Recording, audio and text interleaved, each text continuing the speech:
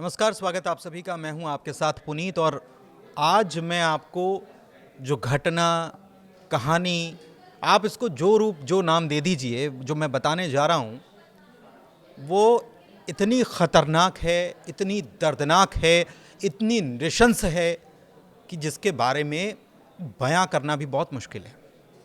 मतलब आप समझिए कि जब मैंने ये खबर खुद सुनी तो मेरे खुद के रोंगटे खड़े हो गए। और ये खबर आई है एनसीआर रीजन से।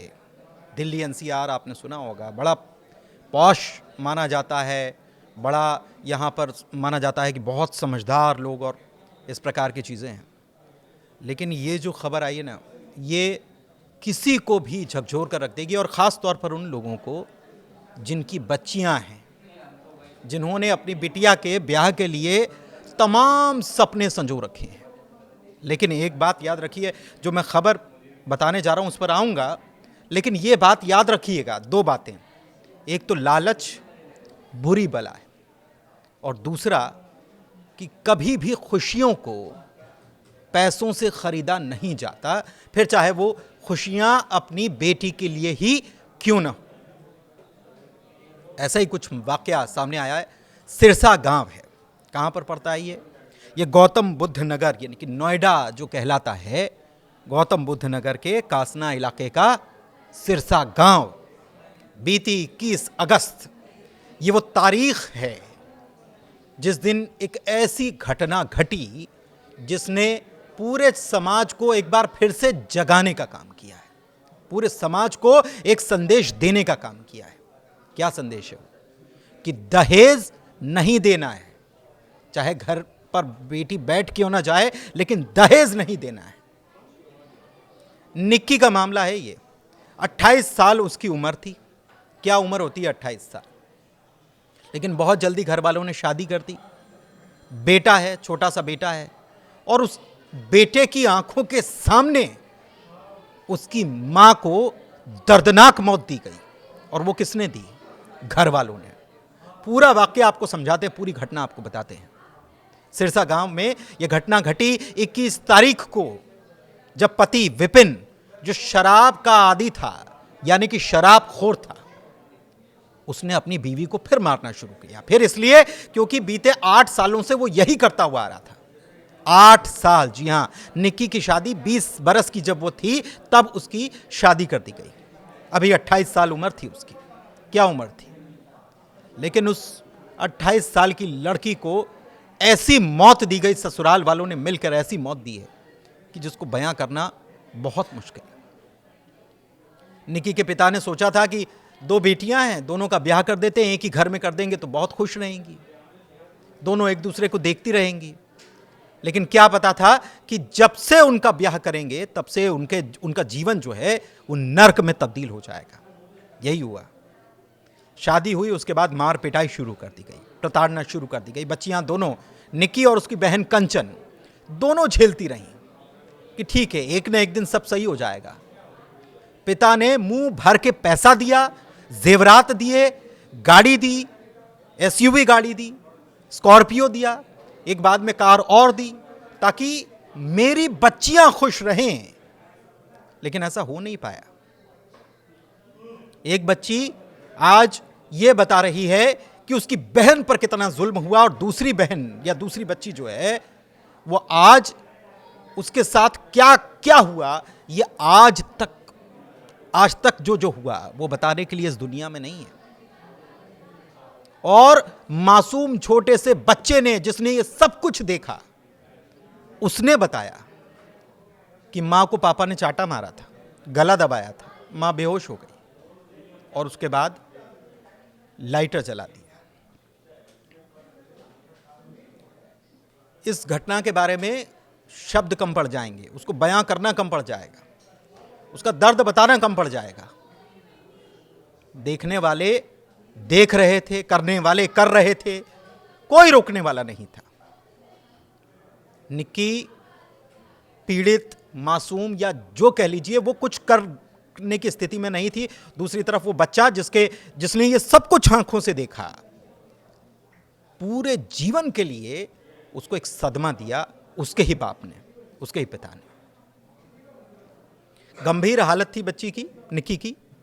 उसे पहले एक अस्पताल भेजा गया, उसके बाद बहुत ज़्यादा स्थिति गंभीर हो गई, सफदरजंग अस्पताल भेजा गया। जा रही थी कि शायद वो जाए, लेकिन रास्ते में दम तोड़ दिया। पुलिस ने पति विपिन को गिरफ्तार कर लिया है, पकड़ लिया है। ससुराल वालों को तलाशा जा रहा है, वो भाग निकले हैं, फरार हैं। इस बीच कंचन, जो निक्की की बहन थी, जिसका ब्याह उसी घर में हुआ था, वो अब सामने आई है। अब बता रही है कि वो उसके साथ, उसकी बहन के साथ क्या क्या हुआ, अब तक कैसे कैसे किया गया और क्यों किया गया, ये जानिए। पैसा मिला, जेवरात मिले, स्कॉर्पियो मिली, फिर एक गाड़ी मिली, इतना सब कुछ मिला, लेकिन पेट नहीं भरा। लालच कहते हैं ना, बुरी बला है। और फिर खुशियों को कभी पैसों से खरीदा नहीं जा सकता, चाहे वो बेटी की खुशियां ही क्यों ना हो। यहां पर भी यही हुआ। बेटियों की खुशियों को खरीदने के लिए बाप ने पूरा अपनी, समझ लीजिए कि अपनी आजीवन कमाई लगा दी। फिर भी इन दहेज लोभियों को 36 लाख रुपए चाहिए थे, और 36 लाख रुपए नहीं मिले, इसीलिए पहले मारा पीटा। पति पीटता था, मां बचाने नहीं आती थी, सास बचाने नहीं आती थी, बल्कि उसका साथ देती थी। पति तो अंदर है, पुलिस ने गिरफ्तार कर लिया। पुलिस कह रही है कि हम कड़ी कार्रवाई करेंगे, लेकिन यह मामला पंचायत में भी कई दफा गया। आप समझिए कि मामले की गंभीरता कैसी है। पंचायत में कई दफा यह मामला गया, लेकिन वहां से कोई निपटारा नहीं हुआ, बस समझौता। और उसके बाद निक्की इस दुनिया में नहीं है। 28 साल की वो लड़की, जिसका एक मासूम बच्चा था, और उस मासूम बच्चे ने अपनी मां के कत्ल को अपनी आंखों के सामने देखा। और ताउम्र का सदमा है उस बच्चे की आंखों में, उसके दिल में। तो समझिए आप कि हम बातें बहुत बड़ी बड़ी करते हैं, लेकिन हम कहां खड़े हैं? क्यों हम गिफ्ट या दूसरी चीजों के नाम पर हम दहेज दे देते हैं? डिमांड, या ये समझ लीजिए कि बोली लगती है। निक्की शायद ये उम्मीद कर रही होगी, जहां पर भी होगी वो ये उम्मीद तो कर रही होगी कि काश मैं आखिरी हूं, मतलब इसके बाद कोई और बेटी दहेज की बलि तो कम से कम ना चढ़े। माता पिता के दुख की कोई सीमा नहीं है। बहन रो रो कर बता रही है पूरा वाकया। वीडियो वायरल हो रहा है, लेकिन ये वीडियो वायरल हो रहा है बहन की बात, बेटे की बात, माता पिता का दुख, ये सब कुछ किस लिए है? समाज के समझने के लिए है, ताकि और कोई निक्की इस दहेज की भेंट तो कम से कम ना चढ़े। धन्यवाद। पहले हमारे साथ मारपीट हो रही थी, काफी दिन से हमें टॉर्चर करा जा रहा था कि तुम्हारी शादी में ये नहीं मिला, वो नहीं मिला, इतने पैसे लाओ, अपने घर से 36 लाख रुपए लाओ। उसके बाद सास ने कुछ लिक्विड ला के रखा घर में, हमें दिया। फिर मेरी छोटी बहन के ऊपर बहुत ज्यादा अत्याचार करा, उसके सर में, गले में बहुत सारी चीजें मारी, और उसके बाद उसके ऊपर तेजाब डाल दिया। वहाँ पे हमारे बच्चे भी सब उठते हैं, हमें कुछ भी नहीं कर पाई। मेरे साथ भी बहुत ज्यादा बदतमीजी करी है इन लोगों ने। तेरे चोट कैसे लग रही है?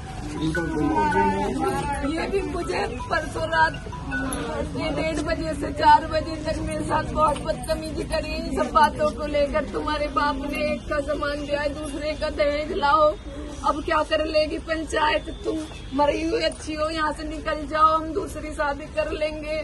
हम कोई ऐसे ही थोड़ी, हमारे माँ बाप ने भेज दिया सास समाज के सामने ये सारी चीजें कह के मेरे साथ यहाँ पे चांटा मारा, और मुझे यहाँ पे बहुत बुरी चोट लगी। मेरा यहाँ से दांत भी कट गया, मैंने माला वगैरह भी पहन रखी थी वो सब।